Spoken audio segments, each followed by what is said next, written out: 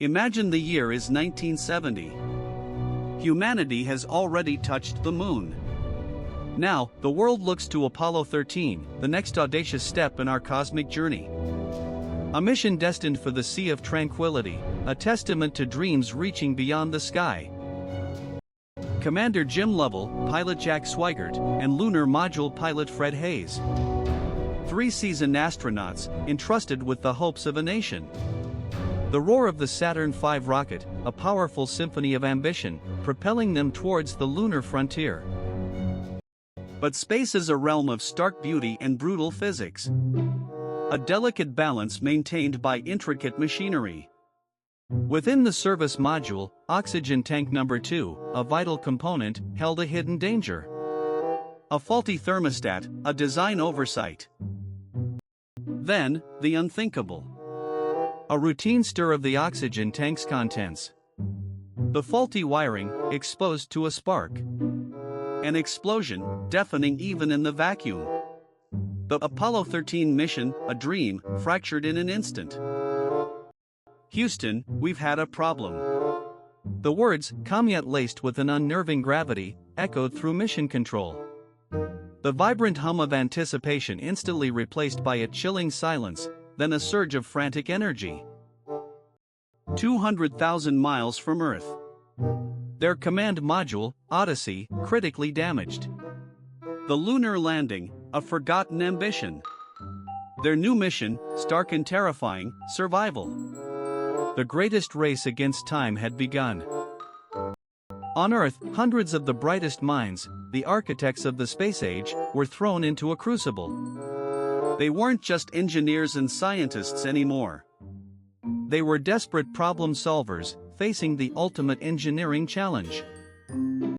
The service module, the powerhouse of the spacecraft, was bleeding precious resources. Oxygen, water, electricity, all dwindling.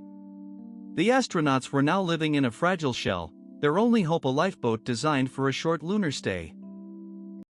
The lunar module, Aquarius, was never intended for 3 men for 4 days. It was a descent vehicle, not a long-term habitat.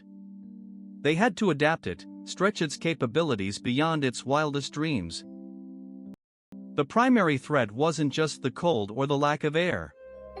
It was carbon dioxide. As the astronauts breathed, their exhaled CO2 built up, poisoning the air. The lunar module's scrubbers were designed for 2 men, not 3. The command module had square CO2 canisters. The lunar module had round inlets. A critical mismatch. On Earth, a team raced against the clock, devising a solution using only what the astronauts had on board. Their solution, born of desperation and brilliance, duct tape, plastic bags, and cardboard. A makeshift adapter, a testament to human ingenuity. Instructions radioed across the void, a lifeline assembled in the unforgiving dark. In space, the astronauts performed the delicate, dangerous task. Swigert, a former pilot, now a reluctant engineer, meticulously followed the instructions. Every movement, every seal, critical.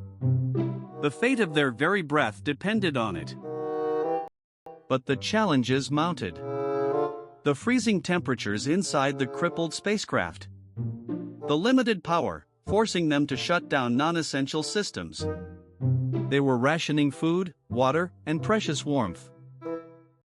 To navigate back to Earth, they needed to use the lunar module's engine. But its fuel was designed for descent, not a long burn. Mission Control had to recalculate, push the engine's limits, and pray it wouldn't fail. The Apollo guidance computer, a marvel of 1960s technology, was pushed beyond its design. Its limited memory and processing power were stretched to the breaking point, running essential life support calculations and navigation. Power was so low, they had to shut down the computer during the longest stretch of the journey. During this long coast, the astronauts were essentially flying blind, relying on manual navigation and the faint hope of the computer's restart. The free return trajectory would slingshot them around the moon, but it required precise timing and course correction. A single miscalculation could send them spiraling into deep space or burning up on re-entry. The return journey was a psychological ordeal. Confined, cold, hungry, and uncertain. The astronauts, far from home, relied on each other, on their training, and on the unwavering support beamed from mission control. Ground controllers worked tirelessly, simulating every possible scenario. They devised novel procedures, pushing the boundaries of what was known. Their ingenuity was the astronauts' only shield against the void. They had to transfer power from the damaged command module to the lunar module for the final re-entry burn. A risky maneuver, transferring energy across damaged systems, a delicate dance of electricity and hope. The final hours were the most critical. Jettisoning the crippled service module revealed the full extent of the damage, a stark reminder of their near-fatal encounter. The command module, their only hope for re-entry, looked frail. The re-entry interface was a fiery ordeal. The command module, scorched and battered, plunged into Earth's atmosphere. Millions watched, holding their breath, as the heat shield glowed, a shield forged in the fires of crisis. The parachutes deployed, a symbol of salvation against the vast Pacific Ocean. Splashdown. The tension, held for days, finally broke. They were home. 3 men, brought back from the brink. Apollo 13 was not the mission that landed on the moon. It was the mission that conquered the impossible. A stark reminder that in the face of overwhelming adversity, humanity's greatest strength lies in its collective will and ingenuity. The lessons learned from Apollo 13 resonate to this day. They redefined what was possible, not just in space exploration, but in problem solving on Earth. It taught us that failure can be a catalyst for innovation.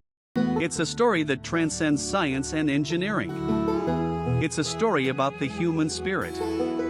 About facing the abyss and choosing to fight, to persevere, to find a way back against all odds. The successful failure of Apollo 13 became a legend. A testament to the thousands of individuals who worked tirelessly, their names often unknown, their dedication unwavering. They saved 3 lives with courage and intellect. Consider the sheer audacity of turning a lunar module, designed for a brief excursion, into a lifeboat.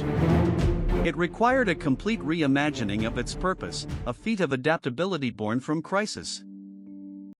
The cold was a constant enemy.